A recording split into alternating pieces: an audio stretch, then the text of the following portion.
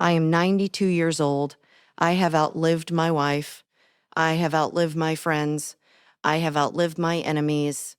And I've outlived the version of myself that used to give a damn about what people thought of me. I am standing at the very edge of the cliff. I can see the bottom. And before I go over, I need to turn around and tell you, the people still back there at the party, what I see, because you are living a lie. You are walking around with this arrogant, comfortable delusion that you have time. You treat your days like they are cheap, like you have an infinite supply of them in the bank. So I'm here to tell you that you are broke. We're all going to die. You know this intellectually, but you don't know it. You don't feel the cold steel of it against your neck. If you did, you wouldn't be living the math. You are. Mm-mm. So let me tell you about a man named Jack. It was 1968. Jack was my best friend. He was smarter than me, better looking than me, and richer than me. He was a shark. We were having a drink one night, coming gutter brink atria braiding a massive deal he just closed. He was smoking a Cuban cigar, leaning back in his leather chair, and he looked at me and said, "Frank, 5 more years. That's the strategy. I grind for 5 more years. I hit the number. Then I'm done. Then I take Mary to Italy. Then I learn to paint. Then I start living." Jack had a plan. He had a roadmap. 3 days later, Jack walked out of his office. Building grabbed his chest and hit the sidewalk before he even realized he was falling. Massive heart attack. He was 42 years old. He never went to Italy. He never painted a damn thing.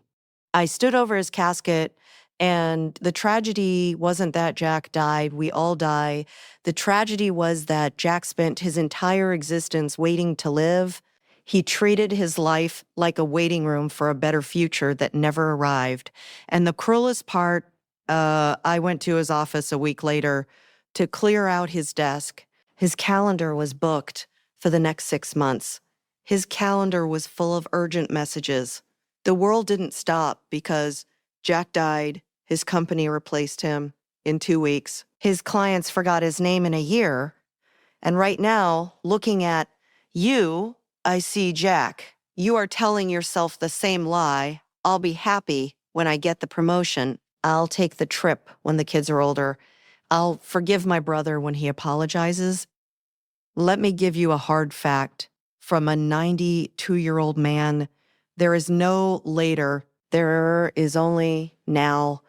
And if you are trading your now for a later, that isn't Iggy in Dig guaranteed. You're making the worst bet in the history of gambling. Let's talk about your stuff. I look at your generation. You are obsessed with accumulation. You buy things you don't need. With money, you don't have to impress people you don't even like. I live in a small room now. I have a bed. I have a chair. I have a picture of my wife. I used to have a big house. I used to have a luxury cars. I used to have a garage full of toys. And I am telling you, with the absolute clarity of the end game, it is all garbage. I have been to a lot of funerals. I have never, not once, seen a U-Haul trailer following a hearse. When you die, your kids are going to hire a stranger to come into your house and throw 90% of your precious stuff into a dumpster. The other 10% they'll sell at a yard sale for quarters. That is the sum total of your materialism, future trash. So why are you putting yourself down so far to buy it? Why are you working 60 hours a week, missing your daughter's childhood to pay for a car that sits in traffic? It is madness, and you won't realize it's madness until you're sitting where I am sitting, and by then, it is too late to return the merchandise. Let me tell you about the big victory. It was 1979. I won the Businessman of the Year award in my city. Big banquet, black tie. I walked up to the podium, people applauded. I felt like a god. I felt like I had won the game. I went home that night holding the trophy. My house was dark. My wife, Elena, was asleep. My kids were asleep. I sat at my kitchen table alone, drinking a scotch, staring at this piece of glass, and I realized the applause had stopped. The people at that dinner didn't care about me. They cared about what I could do for them. And the people upstairs, the people who actually love me, I had neglected them for months to win that piece of glass. I miss my son's varsity games to stay late at the office.